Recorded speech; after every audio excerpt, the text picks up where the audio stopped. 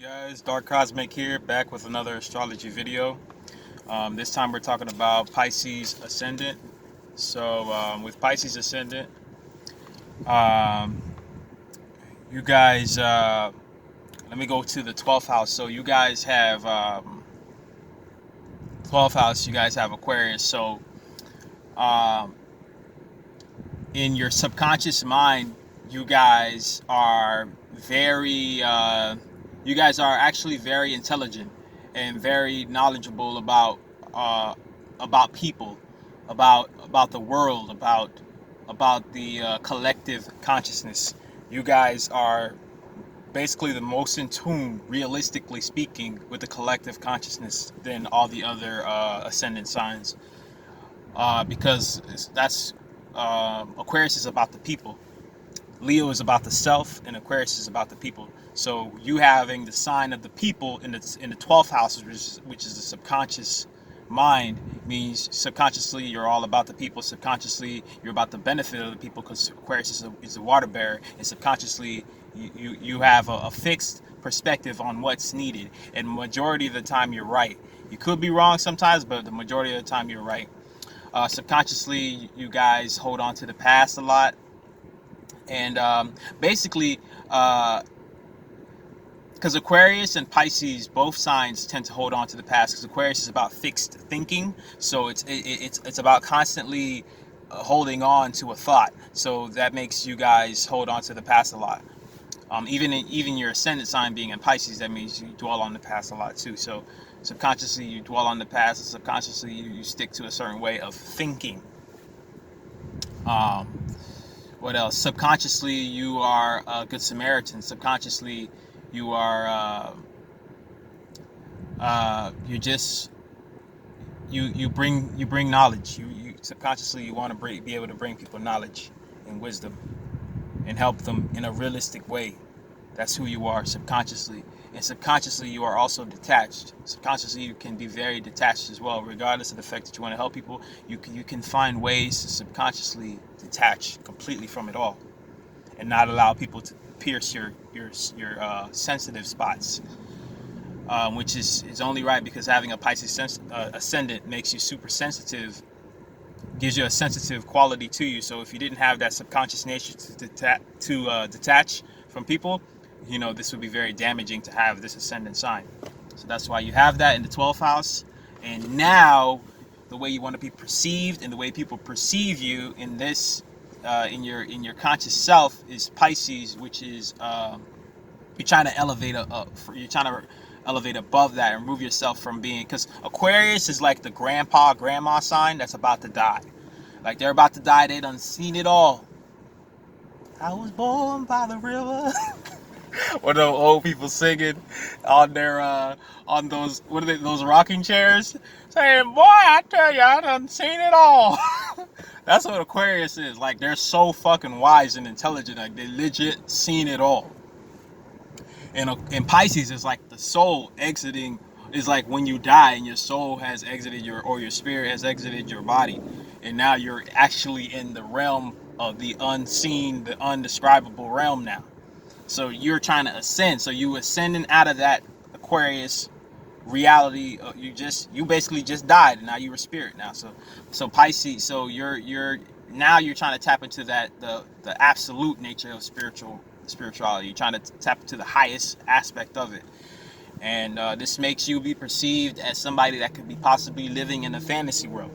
You have this look in your face that looks like you're really nice and sweet, and sometimes you look like an airhead.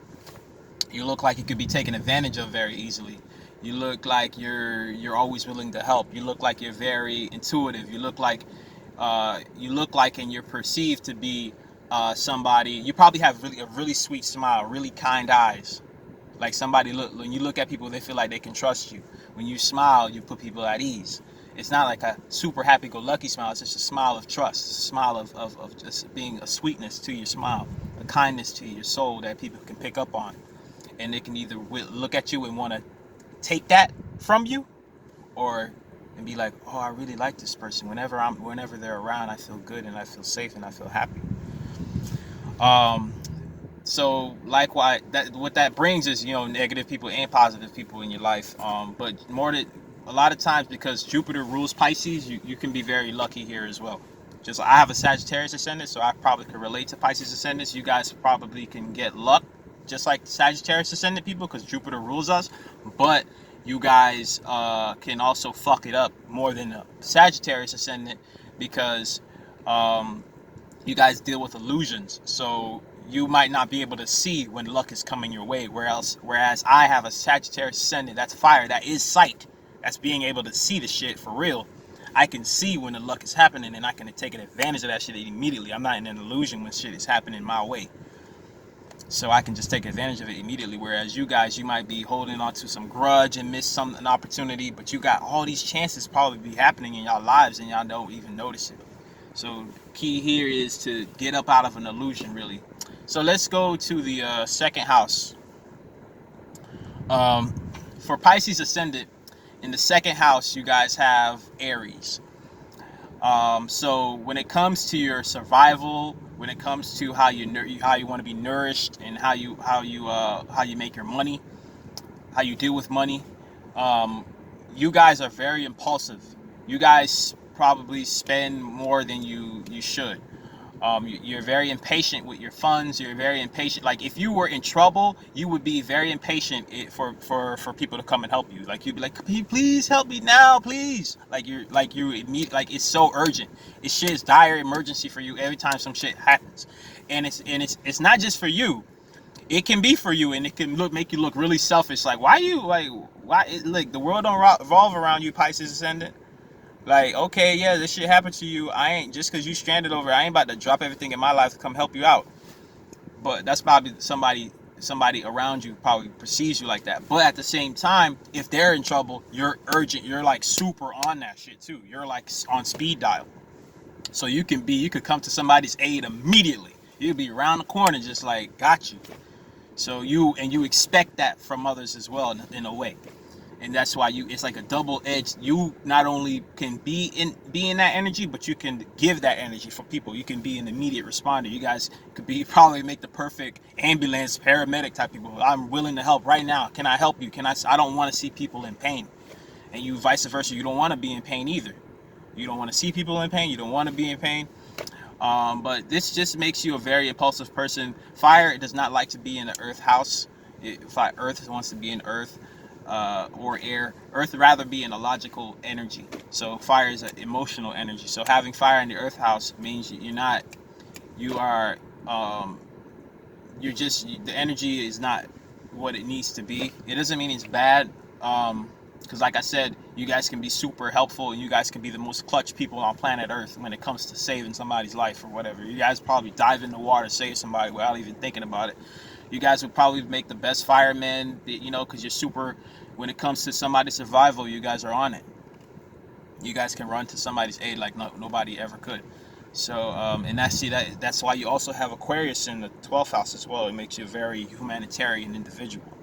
But like I said, it's a double-edged sword where you can be that selfish person that thinking that everybody needs to drop everything to help you out, or feel bad when people don't feel, messed up from that. So I think the key here is to save your money, stop spending impulsively, and realize that not everybody's going to come to your aid. So stop getting into trouble. Don't put yourself in risky situations.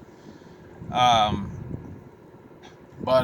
people perceive you to be like that. People perceive you to be super helpful and super on it whenever they need help. It could be just for your close circle, or it could just be for people in general. Maybe you're a firefighter, or maybe you're a paramedic, or a nurse, or somebody that's like there to help immediately, or a counselor, somewhat, and you're there. You just want to be there immediately for people. Okay, so let's go to the third house. Third house, you guys have Taurus. So Taurus in the third house, the way you guys communicate, or the way you are perceived to communicate, is in a very slow, methodical manner. You probably have a really slow speech. Sometimes you might bore people with the way you speak. People see you in your neighboring and surroundings, and your siblings perceive you to be a very slow-moving, stubborn individual, stuck in their way, stuck in the past, stuck in doing things a certain way all the time. They also see you as a very giving person, a very nourishing person, a very loving person. Um, so, and you're probably perceived to be somebody that has a lot a lot to give and a lot of wealth in your life. Even though you had that Aries having Taurus in the third house, you might in some way have this illusion about you where you look like you got it all together, even though you probably don't. So, so you might be a Pisces that does legit have it together, a Pisces ascendant that does legit have their life together in order, and you're perceived like that in the third house. Or B, you just look like it and you ain't got the shit. Shit is falling apart in the house. So that's what it's like to have Taurus there, and your speech is probably slow. The way you communicate is probably very boring to people sometimes. People are like, come on, just get it out. Stop why you talking so slow. Come on, get the moving. You know, and let's see. Let's go to the fourth house. With fourth house in Gemini, in the home, and I guess you can include your mother as well. Your mother was probably very talkative. Your mother was probably really gossipy. In the home, you were probably perceived to be a very gossipy person. In the home, you're probably perceived to be the one that always had information, or was always kind of probably the bad kid that was doing some kind of mischief, always getting into stuff. Or in the home, you could be the person that is always providing information and providing like this. You're just a source of information for your family. Or your mother was always a source of information for you, always bringing you the news, or you always brought the news to your family. Let's see here. Your mother might have been a writer. You yourself at home probably write a lot. Have a diary, and you like to write in that diary, or you like to write stories, or you like to write poems at home. And it's just a thing that you do at home only. At home, you probably do things with your hands, and probably like playing instruments, and you're really gifted at that. But you only keep that at the home. You keep it in your private life. You don't let anybody know that you're able to write like that. You don't let anybody know that you're able to play the instrument like that. You don't let anybody know that you're such a good researcher. You know what I'm saying? It's just for your family. You provide that information for your family all the time. And you're really well-rounded at the home, but it's only in the home for some reason, and nobody knows, because the fourth house is your private life and your home life. So let's go to the also with Gemini here. People probably could perceive you as really superficial and just full of shit sometimes, just on the bullshit sometimes. Like, oh, here comes Stacy, always gossiping, talking about people. Talking about some bullshit, posting bullshit online. That's the negative aspect of that too. Geminis are known to be BS type people, and I'm just giving you the negative side of Gemini. Gemini got a lot of positive sides, which I just explained. But the negative side of the third house, or Gemini energy. I mean, not third house. The negative side of Gemini energy being in the fourth house is just being gossipy, being two-faced. Maybe some people in your family think you're two-faced as well. Or your mother, you probably thought your mother was two-faced. One day she thinks this of you, the next day she doesn't. Or you found out your mother talking behind your back. Or you found out your mother gossiping behind your back. Or somebody in your life that is supposed to be the one that's giving you the nourishment and the love when you're growing up, you find out they're talking behind your back. Anyway. Let's go to the fifth house. So fifth house, you guys have Cancer. So when it comes to your entertainment and your romanticism and your children, having Cancer here, what entertains you guys is a good home cooked meal. What entertains you guys is family time. What entertains you guys is activities with the family. What entertains you guys is sitting around dinner and enjoying your time with family. What entertains you guys is just the lovey, gushy, squishy stuff, you know? The type of things that, you know, what do they call it when somebody gives you just things that you can remember forever. If somebody gives you that type of thing, but more than anything, you just like to be home. You like to be home and a romantic night for you guys would be a home cooked meal, like a romantic partner. They cook you something real nice, and you guys are doing like the most, just so it's so mother and father like. It's really, you guys like to cuddle. That's what's entertaining to you guys. They're so squishy and or you guys like to be into some really tough stuff too, because cancers can be on the opposite side of not just being squishy, because cancer is the crab is really tough too. So you guys probably like to do some hardcore shit. I don't know what it could be. Maybe you like MMA, something real tough as well, and that's romantic to you. And that's the only reason why you're doing that, is because you're soft as hell inside. So not gonna lie.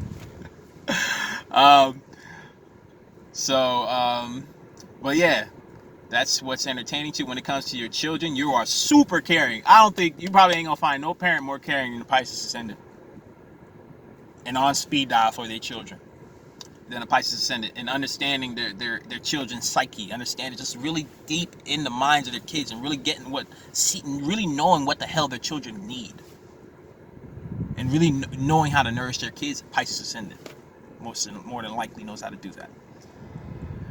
What else? Let's see, 5th house. Yeah, I think that's about it. I'm gonna move on to the 6th house. So then the 6th house, you guys have Leo. So when it comes to your work environment and your daily routine, you can be very self-centered when it comes to your daily routine. You don't want to change your daily routine for nobody. What you do on a daily basis, you don't really want to change that up. That's one. Two, when it comes to your work environment, you always find yourself in a position of work where you become center stage in some way. Either people are always having to, maybe you're the one that holds the money for something and spread it. Like, you're the center stage in some way. You are the medium, you are the midpoint in which business transactions occur. Or at work, people just love your energy and think you're the most beautiful person there all the time. You're so happy-go-lucky, and you're just a beam of beautiful, shining light of happiness and joy and warmth and just comfort for people. You probably, like, at work, if I were to go to your work environment, you would be standing and people would be looking at you, and you're talking all the time because you're the center stage, and they like to bask in your glory. They like to bask in your presence because you make work not feel like work. You make work fun. Let's see what else. Or people at work probably perceive you to be really selfish and self-centered and arrogant and uncompromising. Why? Because a Pisces ascendant can be very into illusions, and so they can't really see reality sometimes, which makes them very idealistic and uncompromising. So you guys can be perceived as really uncompromising and idealistic when it comes to reality. Like, look, this is reality, Pisces. You can't have it your way. Okay, people don't like when you do that. There's a yada yada yada. So when in the world of reality, which is the 6th house of Virgo energy, you guys can be very uncompromising or idealistic. But you also could be very loving and very helpful, very motivating, just being a source of positive energy all the time as well. And it's really consistent positive energy.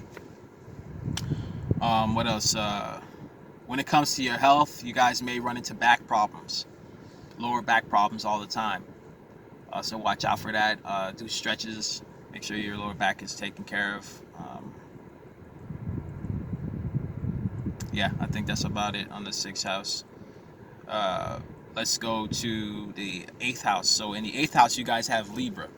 So when it comes to sex and transformation, life and death situations, let's just start with sex. When it comes to sex, you guys are super pleasing to your partner and super fair. You guys are when it comes to sex, you guys like to make sure your partner's taken care of. But you expect it back. What you do, you're not gonna be in sex saying, no, babe, I don't like it there. You can't do that. You're gonna be like, okay, babe, I'll let you do that, but you gotta do this. Yada yada yada. It's give and take with you in sex. Right, so a lot of guys will probably be like a Pisces ascendant in the bed because you guys are willing to do something, but they know they got to do something else. But as long as they're gonna still get what they wanted, though. So you guys are really, really like free flowing when it comes to sex. The the butt is really attracted to you guys, or you guys have attractive butt. You guys are, because Libra rules the butt.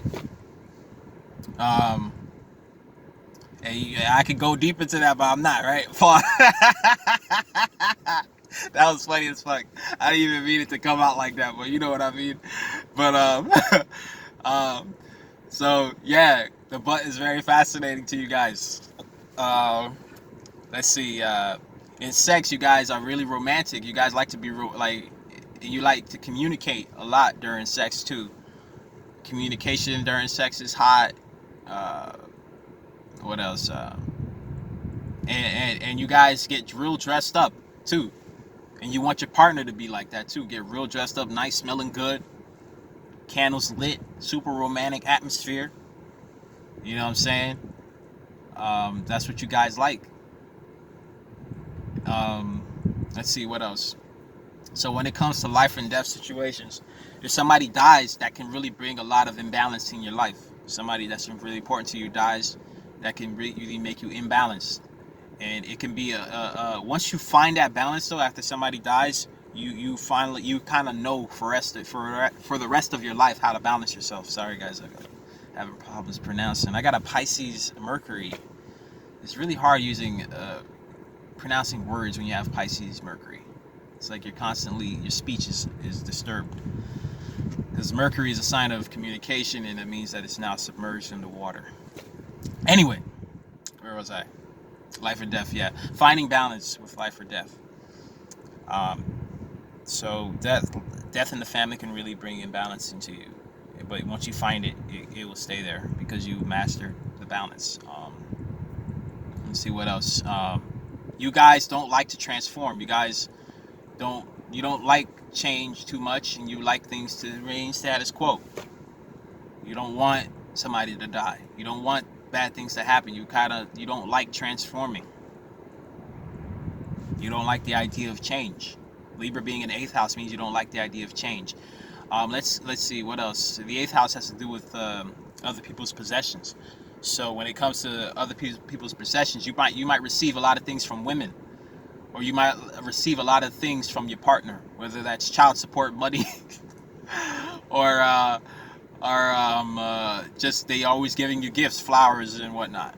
But you're always receiving things from your partners, close friends, always giving you stuff, or or a feminine energy of some sort, whether that's an older sister or mother, is always providing you with stuff.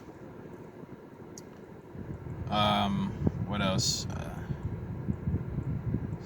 Let's go to the 9th house. 9th house in Scorpio. With the 9th house being in Scorpio, you guys are super deep when it comes to philosophical matters and higher learning. Instead of learning, you guys would be the one in church that's always asking questions. People can't really, in church or in any religious institution, you guys can't really be fooled. With Scorpio in the 9th house, you're not going to just go and just learn it and not try to look beneath the surface. You guys prefer to learn about sex. You guys prefer to learn about different sexual positions. You guys probably have the book of the tantric sex in your freaking living room, either hidden or in plain view, just waiting for somebody to talk about sex so you can talk all about it. You know all about it. You guys want to talk about the taboo things, molestation. You guys want to get on that immediately. It's not that you love it. You just don't want to just be so surface area to people. You want to know the thing. You want to know what makes people tick. You want to know why this person acts like that. You want to know if somebody was molested. You want to know all these weird things about people, and people don't want to talk about this shit, but you do. You really make people uncomfortable sometimes, unless they're really deep like you. And that's what you're into. When it comes to travel, you want to travel to places that invoke that aspect within you, invoke that deep quality in you. Whether it's about sex, you might travel to I don't know. Weird example. You might travel to go see escorts. Let's see, getting away from sex, you might travel to places that connect you to your ancestors. You might want to go to Egypt and touch the pyramids because that will make you feel deeply in tune. You might want to go to Mexico and go touch the Aztec ruins and be in tune with your ancestors. Something that's deep and profound. That's the only reason why you want to travel. You don't want to just travel for some bullshit. You want to travel to really go deeply into it, go submerge yourself into the culture and really understand people, know what the fuck is in their mind. That's what you want to do. You want to be deeply connected when you travel. So let's see what else. With Scorpio in the ninth house as well, people perceive your wisdom to be really dark and weird and just not, sometimes almost like a fantasy. Let's see. Scorpio always deals with grudges, so you guys might deep down hold grudges when it comes to the things that you find out. You might find out something and it was so profound, and now you hold a grudge about it. You might find out something about religion, and now you really hate it, and you have a grudge against people that are religious now. You can see where that goes, where the wisdom that you find can create a grudge within you, create an inner hatred and an inner dogmatic energy inside of you that makes you want to, you just low key want to take the shit down. Let's see what else. All right, let's go to the 10th house. So 10th house, you guys have 10th house. You guys have Sagittarius. So in the 10th house, you guys have a Jupiter energy, which is very expansive. So when it comes to your status quo and rising to the top, and how you're being displayed in your business, how you're being displayed in your workplace, as well, in your career, you guys are displayed as a very happy-go-lucky individual. Sorry. And you guys are displayed as a person that loves adventure and loves philosophy and is really mobile, really spiritual, even dogmatic. You guys probably have a point of view, and no matter what, you're not changing it. You want people to believe in what you believe. So people probably perceive you to be really preachy too. You might be a preacher. You might be a motivational speaker. You might be a spiritual counselor. You might be you guys don't really care too much about status. You more care about wisdom. You know what I'm saying? You question money. You question why you need money, but like everybody knows they need money, or on some level, money's just energy. But you guys question that. You question the philosophy behind those things. And so some people probably can see you as not really logical when it comes to these things. So you always find ways to either be adventuristic when it comes to your career, or very spiritual and religious, or providing some kind of wisdom in your career. You are probably a source of wisdom in your career for people. At your job, you can give a lot of people good advice. So let's go to the 11th house. With the 11th house being in Capricorn, when it comes to groups and organizations, you guys, first off, I guess you guys more than likely have Capricorns as your best friends. These are the groups you like to join are groups that are kind of like, what's the word? Basically groups that have to do with, I don't want to say not ancestry, but culture and basically getting back to your roots and stuff. And these are the type of groups you like to join, and working hard to sustain those things. You join groups that are all about the status quo, things that were already here and established, and you want to maintain those things. And you like people that like to maintain establishments. You don't want people that rock the boat all the time and trying to change shit up. You want to be around people that are trying to work on something that is valuable from the past and keep it maintained. These are the type of groups you join. So that could be a Black Lives Matter group, or any group, or I don't know, if you might be gay. You want to maintain something that's been here. So maybe you want to maintain gay pride, or you join groups that about things that are old, that have been here, and you want to maintain it. You don't want to change things. Gay pride might have been a bad example. I don't know. Maybe it's a good example here. So I think the gay pride stuff is relatively new, but the black stuff's been happening for a long time. So, but regardless, off of the black stuff, I guess just in general, you might join a group that's like, maybe you have a church and you want to be able to maintain the rules and regulations of the church.